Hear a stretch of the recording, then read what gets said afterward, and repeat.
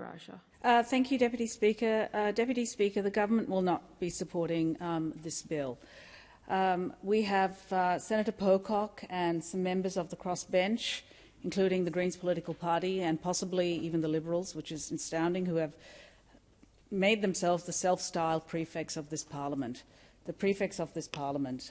They ensure that we all have our ties straight, our shoes polished, and yet, when I look back on the track record, it's not them that ushered in the National Anti-Corruption Commission in our first term of government.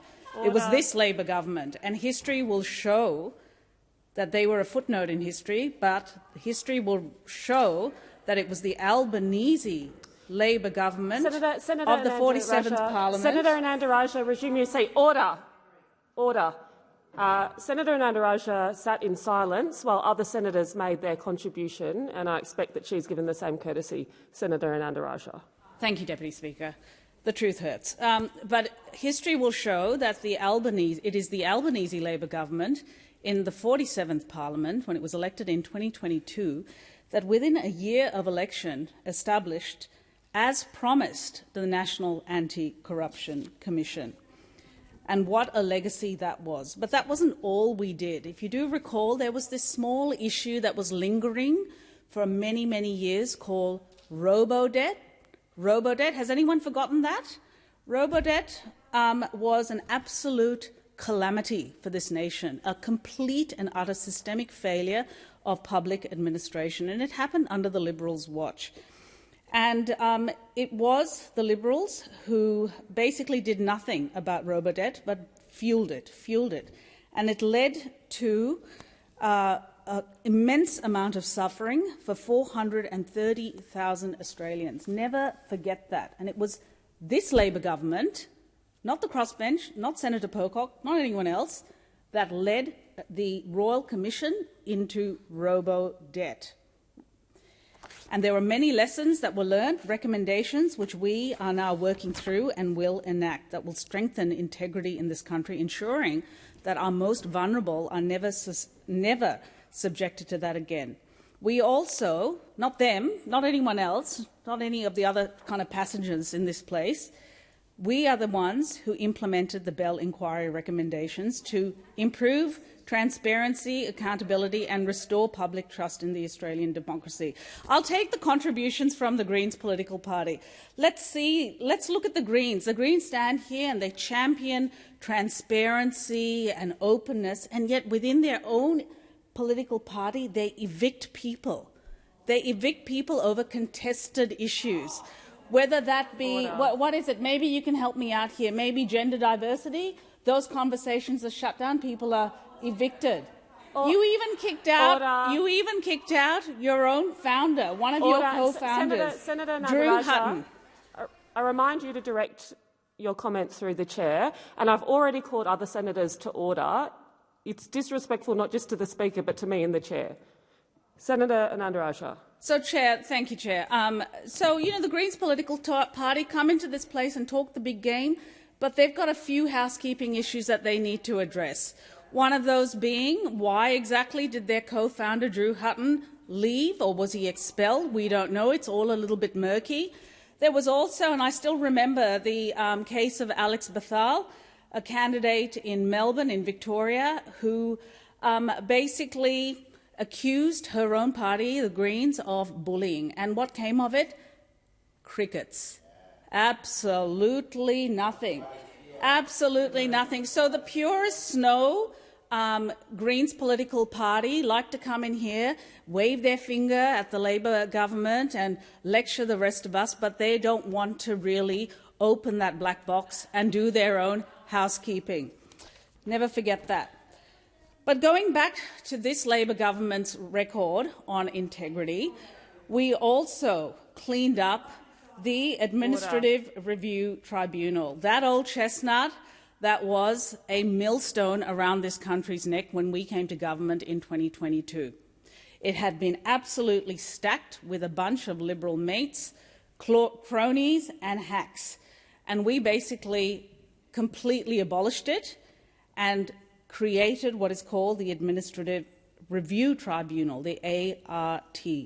a new federal body that is user-focused, efficient, accessible, independent and fair, and it has merit-based appointments, not just your buddies, putting your buddies on there to do your work, those people who were failed politicians or would-be politicians.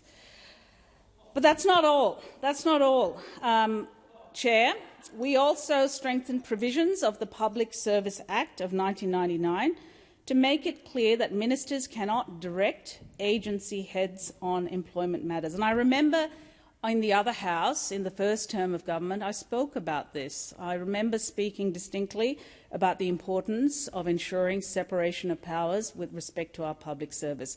Because as we know, in the aftermath of robo-debt, the Australian Public Service, a venerated institution in this country, had been absolutely gutted. It was cowering in the corner after 10 years of coalition rule, cowering in the corner, leading to the catastrophe that was robo-debt.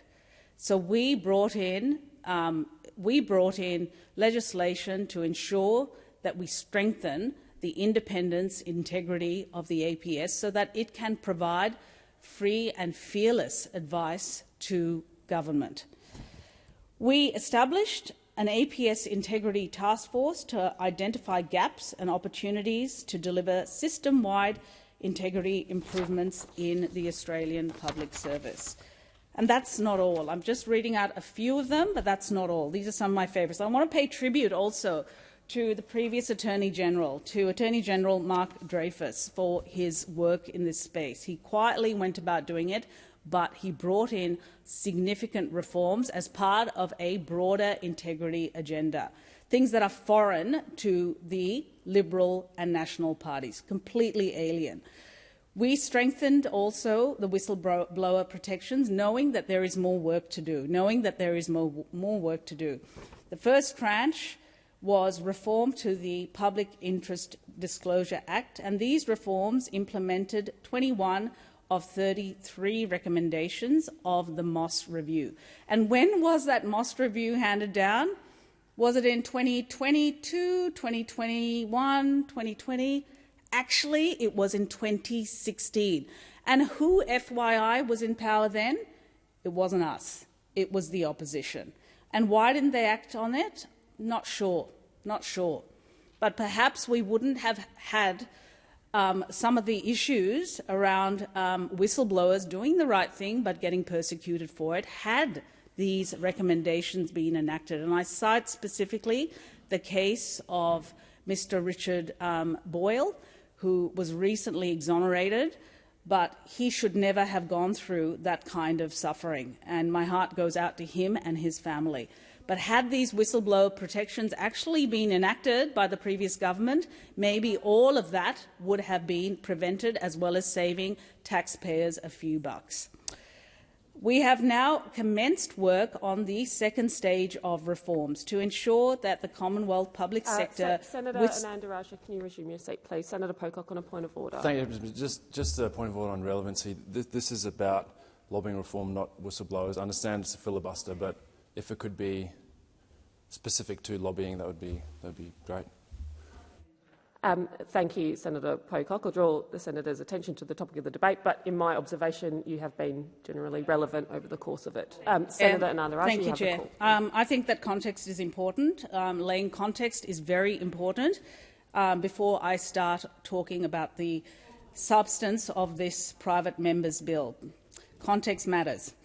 And so, with respect to our broad-based integrity agenda, we are now working on a second stage of reforms that will strengthen the whistleblower framework. And just next week, we're going to be opening that up to public consultation. I encourage all Australians who are interested in whistleblowing to make a contribution, not just the peak bodies, but all Australians. We certainly have committed to establishing a whistleblower ombudsman, which I think is a very welcome step. We have also proudly joined what is called an open government partnership. This turns out to be an international alliance of countries that are determined to progress transparency in government. And it is this Labor government that that did that.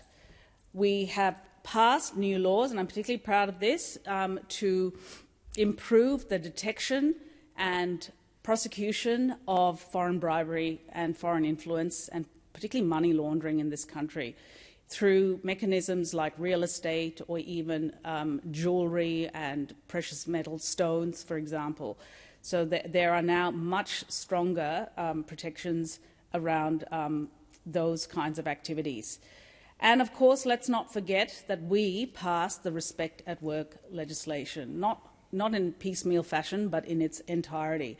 That was a piece of work that was left half done by the previous government. When we came to government, this parliament was stained with a reputation of toxicity and alcohol-fueled behaviour and partying, and it looked nothing like a professional workplace. The injection of a large cohort of female women parliamentarians through the Albanese Labor government meant that we have seen an uplift in standards in this place. I pay tribute to the work of the member for Newcastle, the Deputy Speaker in the other place, Sharon Clayton, and Minister Katie Gallagher for pushing this work through.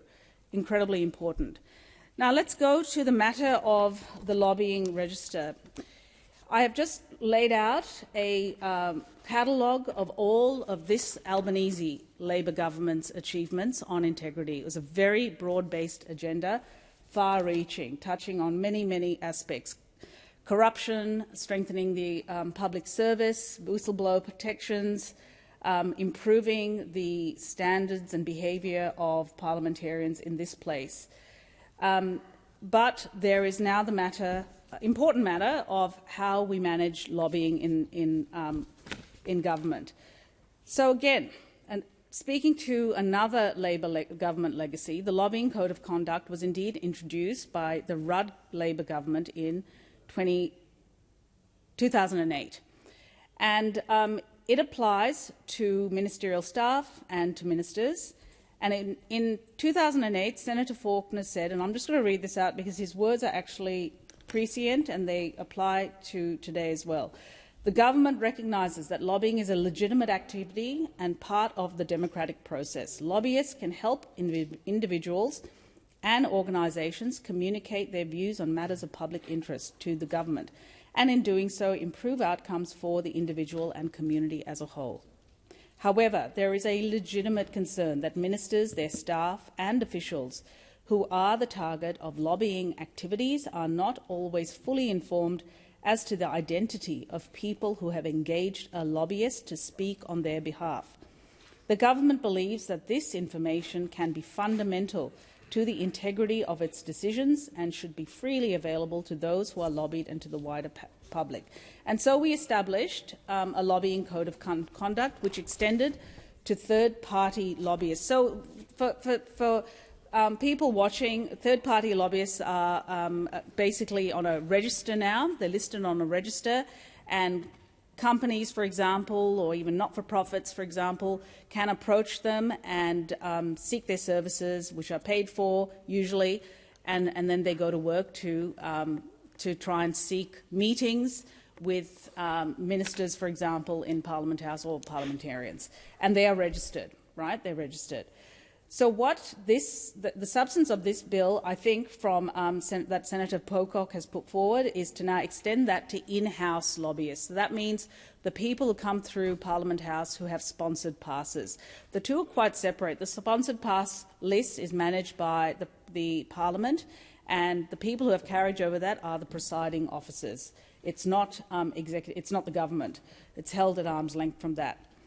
Returning to the issue of the lobbyist register, if there are breaches of that comes with penalties, and the registration obligations now put forward in this bill seek to extend this to in-house lobbyists. some of those, I'm happy to speak about some of the people who lobby me. It's not Woodside. It's actually renewable energy companies. It's a lot of community groups, and I never say no to them. They're welcome to come and see me, either in my electorate office or here.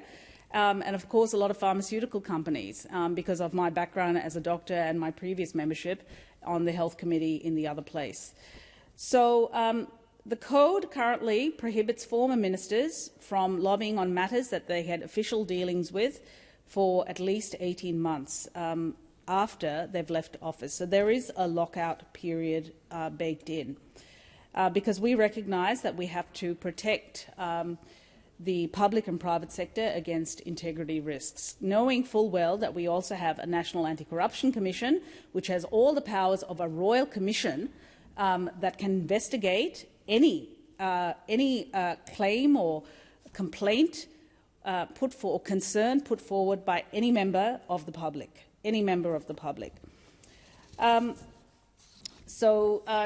Deputy Chair, I thank you for listening and outlining our track record.